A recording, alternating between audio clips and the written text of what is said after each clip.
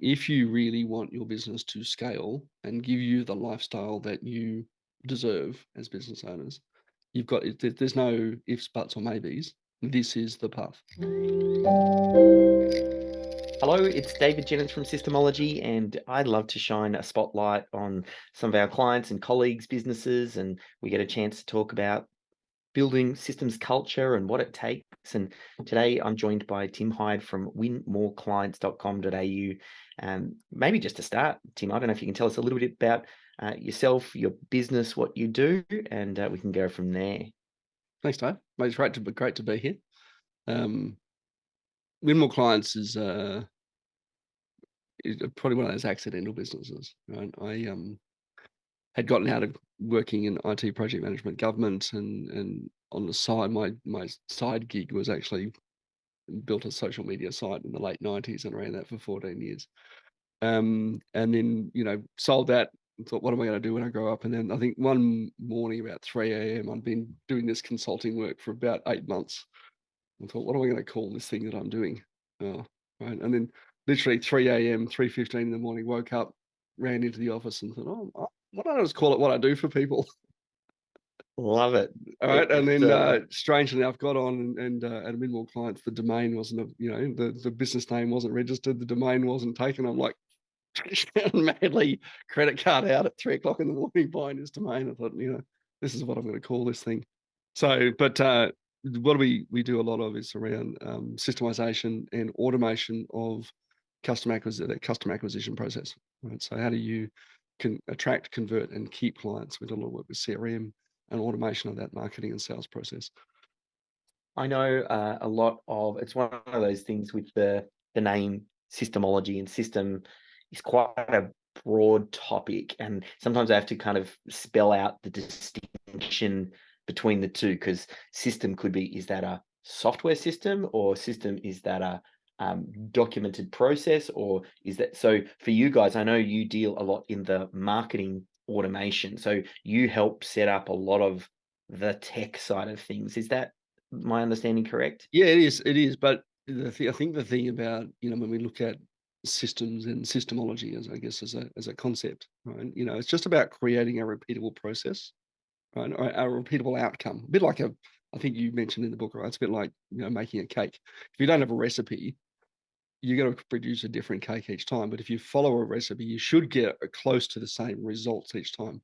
And I think one of the things that I've learned in business over was that 44 years now, which is starting to show my age, um, that, the more predictably we can produce a result, the more predictable and controllable this chaos that we have in our business actually becomes, right? And, it gives us a great deal of comfort and assurance that if we know we can produce a predictable result each time, not only for our customers, gives them, some assurance, but for us as well, we can start to have more control about where we're going with it, right? And Mm. when we have that, things like scale and profits and everything start to become inevitable. Yeah. I love as well when I chat with someone like yourself where they're in marketing, yet they have a really strong appreciation for systems and processes. Because sometimes there's misconception that systems remove creativity, yet I think for a high functioning marketing team, to have really solid marketing processes, like you said, that makes it predictable and reliable, like that's really what you need in business to have that good lead flow. With that in mind, do you see yourself as a systems person? Like, do you go, that's me, or do you go, I'm not really a systems person? I'm Look, always curious. I do. I think, if I reflect back on my entrepreneurial journey, and I didn't come from a business family, right? Mum's a teacher and dad's an ag scientist. Uh, my first mentor was Uncle Scrooge, right? My Uncle Scrooge Golden Book as a 6-year-old. I thought this is fun, right? Business as a kid and as a teenager was just fun, right? We just tried stuff and it was a bit of an experiment, and you kind of like, you made some money, you got to go and spend it on lollies at the local shops, sweets at the local shops, um, and you could just blow it on whatever you wanted to sort of blow it on without really any sort of thought about mortgages and kids and school fees and, bills and all that sort of other stuff that sort of came along with it. But sort of as an adult, when I started I guess, maturing my thinking. The thing that I continually noticed that stressed business owners out was not knowing where their next client comes from, Yeah. and I presented to a group of business owners last night, and that was almost the universal sort of fear. It's like, I don't know where my next client is coming from. I don't know where my next client's coming from. I don't know where my next paycheck is. And you and I have both been in the position where you've had that yourself, right? You're like, oh my God, I'm gonna dip into the piggy bank to pay the staff tomorrow. And it's super stressful, right? And so, when we look at systems, and particularly sort of sales and marketing systems, which I think are potentially the most important to focus on almost to start with, is if we can create some predictability around how do we get our next client, we can start to actually make more informed decisions about what else we're going to do elsewhere in the business. And just to pull something out of the book, that idea of that critical client flow. How do I find? Yeah. How do I attract? How do I convert? And how do I deliver? Take the money from a client, and then Yeah. obviously going that further, like, how do I consistently deliver to that? Right? That's probably almost, I think, if you get that nailed down, the rest can be a bit of a mess, right? And I've seen it Yeah. before. I've seen, surveys, what's the most important thing to have as a business owner, right? It's not mindset. It's not, getting the right people on. It's not all this other stuff. It's your ability to attract, convert, and keep a client. You've got a Yeah. business then. Everything else can be a bit of a mess, right? But you've actually got a business at that stage. Yeah, I know. Oh, I love the way you nailed that. So I mean, you've now recognized that's another way that I've seen it with a lot of business owners where uh, once you've been in business over a period of time, you start to appreciate systems and processes more. How have you started to kind of implement some of these ideas of systems thinking into your business, and like how have you gone getting the team on board? Because that's, the once you've Mm. been bitten by the bug and you see it, is there a way that or anything that you can think about that you've done to develop a systems culture in win more clients? Yeah, I think the first thing, to answer the first part of that question there, my realization is sort of come, look, probably over a bit of time, but, Mm. particularly recently, to go, what is the purpose of this thing that I'm creating, right? Yeah. Is it to create a job for myself, or is it to create a business for myself? Now, I was quite fortunate enough to recently be able to spend a bit of time in France for the Rugby World Cup, which was amazing, and had COVID as well. My wife over the last few years has had quite a few health issues as well, which has required me to sort of step out of the business, right? And I think, those lifestyle things that let's be real, right? We go into business to give us the lifestyle, right? The lifestyle Yeah. is not the thing we fit around the business, right? The Yeah. business, its purpose is to serve the lifestyle. And whether that's because you need to spend time with loved ones, or want to spend time with loved ones, as the case may be, or want to go and do, fun things like bugger off to rugby for a couple of weeks and eat, beat, croissant and drink wine.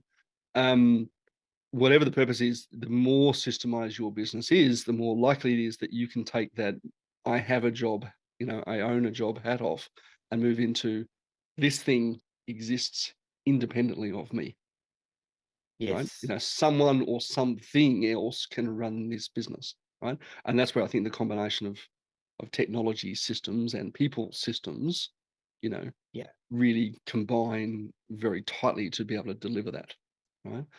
In terms of the second part of that question, in terms of how do you sort of get your team on board with it, I think there's two things that I've noticed that have worked for us. A is really embedding that into your recruitment process. Yeah. You know, ask the question, what is a system that you use to do X, Y, Z? Right. And you can actually, if you're hiring someone as an EA to manage your inbox, right? Ask that question as part of your interview process and say, what's a system that you use or have you used in the past to achieve this outcome for, previous employers, right? If you've got a salesperson you're hiring, ask, what is the system that you use? Describe the system, describe your approach on how to do that. And if they don't have a system or haven't used a system before, you're going to find any system that you try to impose you're gonna have, I guess, a harder time of it, right? Yeah. But I think the other part of that is systems are only as good as the people who follow them. or the technology Yeah. that follows them. Um, and doing that iterative process, and people will embrace it when they see benefit in it, but probably Mm. not before. Before they'll push back, right? Yes. Yeah. But when they see benefit in doing it, right? So I kind of have it, this visual in my head about, the sort of, how government build typically footpaths. The footpath follows the curvature of the road and it goes right to the corner and sort of stuff. And there's always this sort of dirt track that cuts the corner, right? You've got Yeah. to build your systems around human behavior, Yeah. right? So understand what the human behavior is in achieving the outcome and build your system around that. Don't just try and take people off on a different path for the sake of taking people on a different path. Yeah. Yeah. I think, like you touched on some really key insights. I love the way that you had the distinction between human systems and then software systems, and then this idea that the purpose of a system is to help your highest performers deliver at their highest possible performance. So if you're telling them that, you we're going to introduce bureaucracy and red tape and you have to go around this corner and you have to do that, then that just frustrates great team members. I'm curious to know, because you know a lot about the software side of the systems, how do you think about where the two overlap? Like, do you do a lot of the analog thinking first before you move to then, great, well, now let's get the software piece right after you know what the human bit is? Or how do you think about it, particularly in the space that you work? I think, yeah, it's a good question, right? I probably do it more intrinsically now, having done it more than 1,000 times, in just about every industry that you can imagine. I think it's a little bit of both. It's Yeah. understanding what your technology is capable of, right? You have to Mm. have an idea of that, right? But then coming at it also from that human design perspective, right? What is the, what are my people doing? And they may not necessarily be doing the right thing, but you've got to look at how does the technology enhance what the outcome I Mm. want to achieve is. Not, how do I shoehorn my human processing to what my technology can do? It's Yeah. how can it enhance? And that's probably a really key sort of part of what we need to look at. We need to know almost from both ends, right? And find this intersect in the middle, between the two, right? So technology is there not to replace people, it's there to enhance the output of people, right? And obviously there's Yeah. a massive conversation going on right now about AI, you know, and Yeah. AI, I don't think it's artificial intelligence, it's augmented intelligence. Right? We need to be Yes. starting to think about it like that, right? How can I use these tools to enhance my productivity, not necessarily replace or shoehorn my productivity? Yes.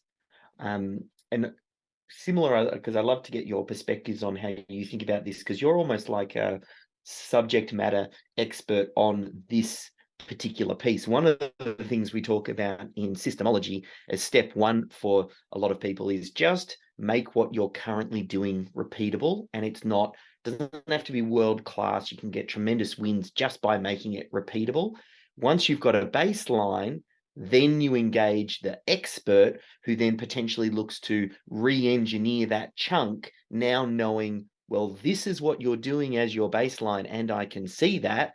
Now I can re-engineer your process and get significantly better outcomes with what I know with my expertise in an area. I don't know if you get any thoughts on that. And Yeah, look, yeah, yeah, it is a very iterative process, right? No one built the Taj Mahal, first go out, right? You just learned to put mud yes, on bricks and made some tunnel into, and then you kind of refined that process, right? And even when we look at building an automated system, even when we take a process, that hasn't been documented, you know, look at how do we create a system around that, and then look to how do we automate it.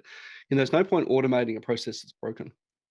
And so, yes, you're just gonna accelerate your demise if that's yeah, the case. So if you're sending the wrong stuff, you'll continue to send the wrong stuff, you'll just do it faster.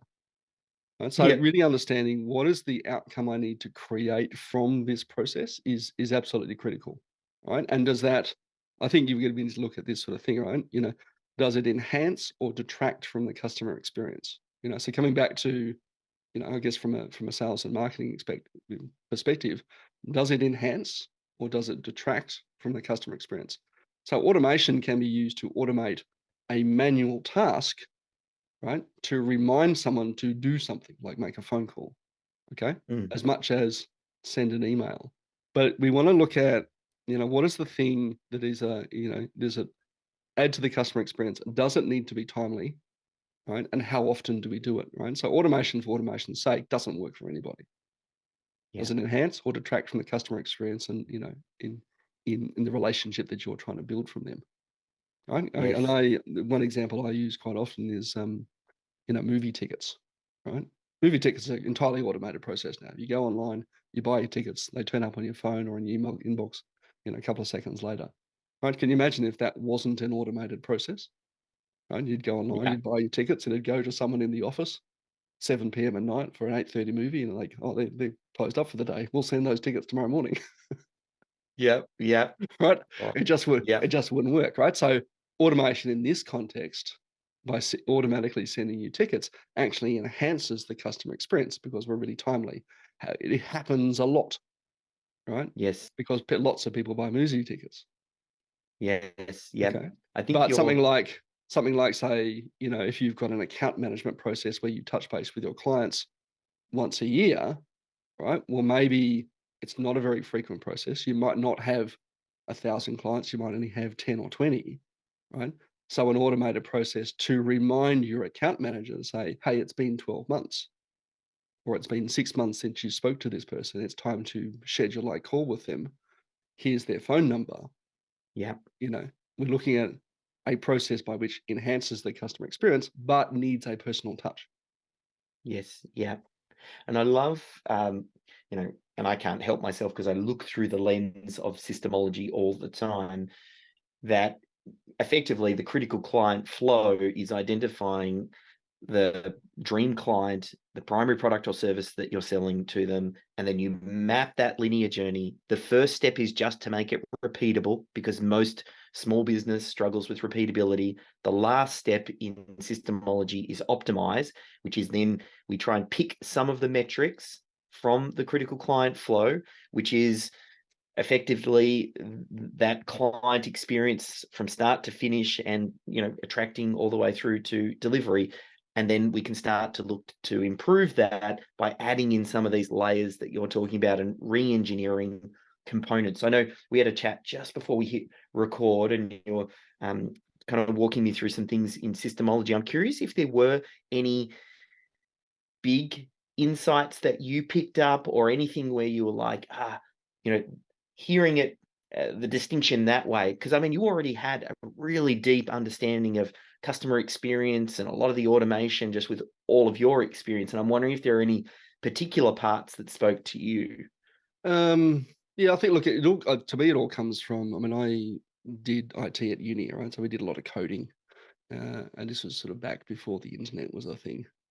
And and I remember, you know, the guys and I, we, living in a sort of dorm room, we'd sort of print out this sort of code on the dot matrix paper, that was all sort of perforated. Right? You'd lay it down the sort of the hallway or through the lounge room, and you get out with a red pen and you sort of go line 1, line 2, line 3, and then you're trying to find the broken bit of code, Yeah. right?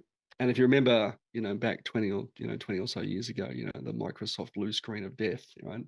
All it was it was just a bit of code, right?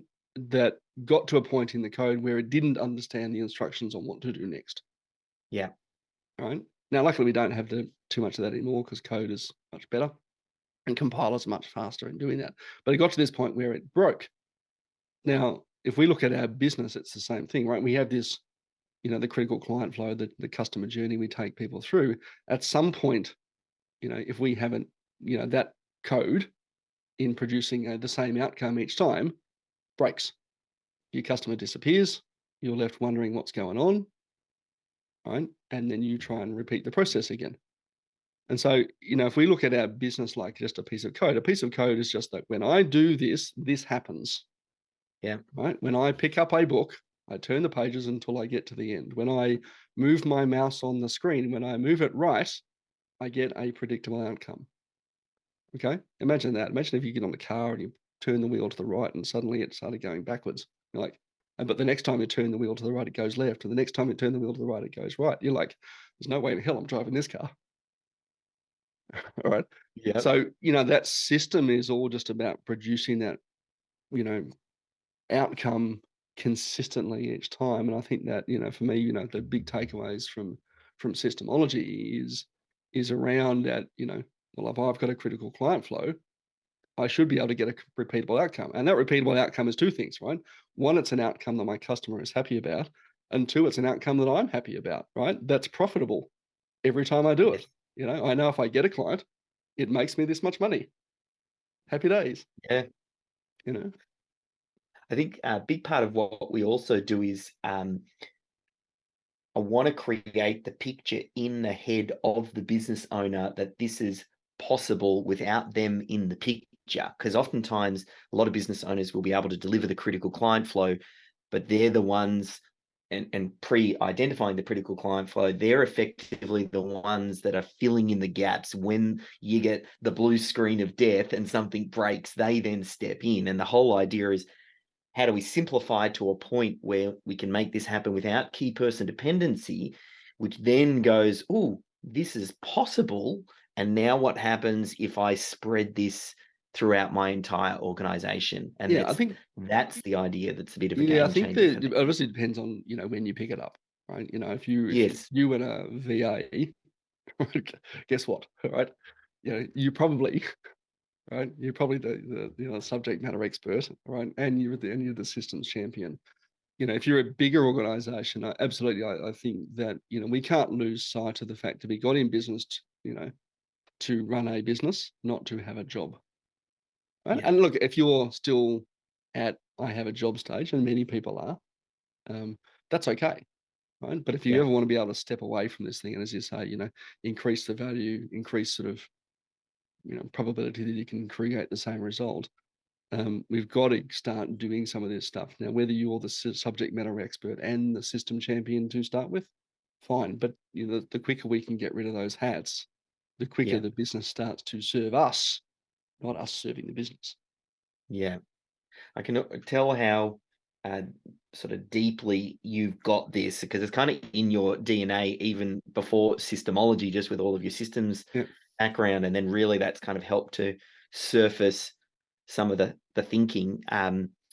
Sort of in the tail end, I don't know if there's, thinking about applying systemology to your business, if you've got any stories or any wins or aha moments or things that happen with the team as you're starting to deploy some of this thinking, where you're like, "Ooh, you know, something happened here and it was a big win," because that kind of helps to inspire someone who's maybe listening to this and yeah. think, Look, couple of things that come to mind.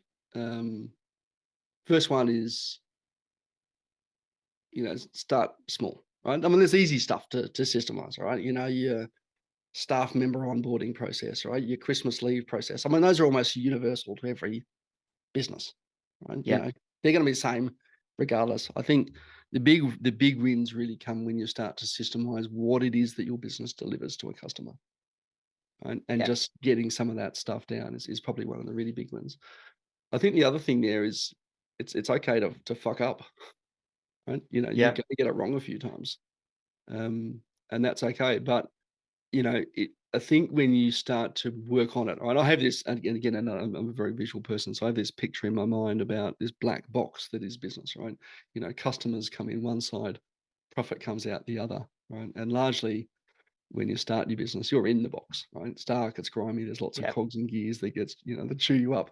And the more you can get out of that and work on the box, right? Which is effectively on those systems, the more likely you are to be able to produce the outcomes, right? So the more likely you are to produce profit for yourself, and the more likely you are that you can produce customer outcomes that leads to more customers going in. Um, and we should be able to just sort of reach our hand into the box occasionally and go, that cog is a bit worn out. I'm going to put a new one in, or that one's, not quite yeah, greased enough. So I'm going to put a new one in, add a bit of grease there.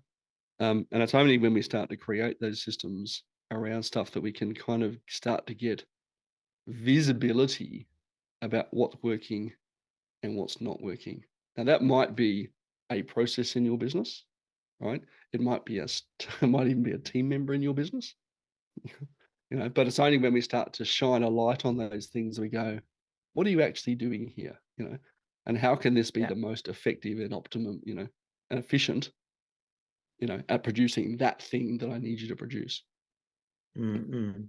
Okay. Do you But think you would? I know it's scary, right? People get threatened by Yeah. this, but it actually makes people's jobs easier. Yeah. Yeah. Yeah. And then once they recognize that, also it makes it easier for them to get on board. Once you got the team on board, is it possible that you could have gone and just had the holiday that you did for it was the rugby, wasn't it? Was it the Yeah. rugby? Yeah. Can you do that sort of thing without solid systems and processes in place? Like, I feel like that. Yeah, I don't want to put words in your mouth, so I'll let you answer that question. But yeah, yeah, what are your thoughts on that? Look, I think it's Is always it? critical to Yeah, step away, right? Even without yeah, systems in place. yes, yeah, Okay. It's actually a good exercise. And I think this, terrifies business owners to think, oh my God, well, I can't possibly step away because my business will break. Okay. And you know what? It bloody should, right? yep, Because the thing that I've been doing over the last week with my team is actually going back and reviewing and saying, well, what did break, right? yeah, Where did you need me to do something that I wasn't available for? Right. yeah, So it's actually a good exercise, I think, to start taking time out of your business to to see what breaks, right? So, do you lose customers? Do things get held up? Do projects come to a screeching halt because, they don't have authorization? So, whatever it happens to be, it actually starts to tell you where there's dependencies on you and or other people in the business if you don't take them out from time to time. yeah, yeah. I love that. I feel like you've shared some nuggets of wisdom all the way through and talked about the real world application of systemology. I know if people are looking for more clients and they want to do it predictably, they can go to winmoreclients.com.au and find out a little bit more about you guys. You're very systems driven. I don't know if there's any final things you want to wrap up on, but yeah, really appreciate your insights today. Look, I think the thing is we just got to start, right? If you really want your business to scale and give you the lifestyle that you deserve as business owners, there's no ifs, buts, or maybes. This is the path.